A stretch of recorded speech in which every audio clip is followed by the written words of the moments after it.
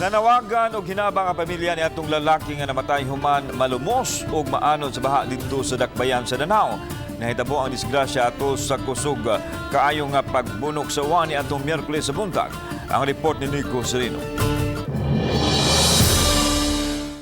Gihaya na sa balay sa Bukirang Barangay sa Lawaan ang patayng lawas ni J. Warren Almaden. Nagbangutan ang iyang pamilya sa kalit nga nahitabo nga misangpot sa iyang kamatayon. Si Almaden, driver sa usa ka kompanya sa Lapu-Lapu City ug padung unta sa trabaho sayo sa buntag ni adtong Miyerkules.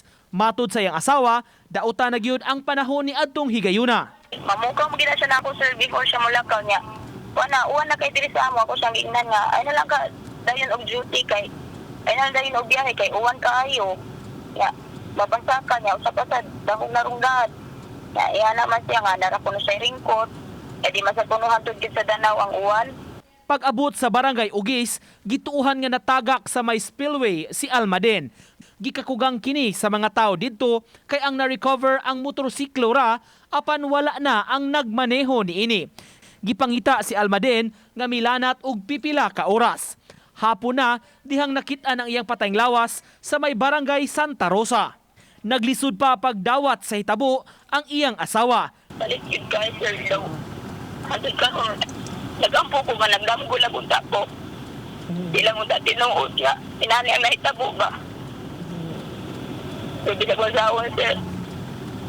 Wala ko talang mahimo, igot lang ito sa pagsilak, magtanaw niya. Nanawagan sab siya og hinabang kay naglisod asa sila kuha sa panggastos. Una nang misaad og tabang ang syudad ngadto sa pamilya, labi na sa funeral expenses.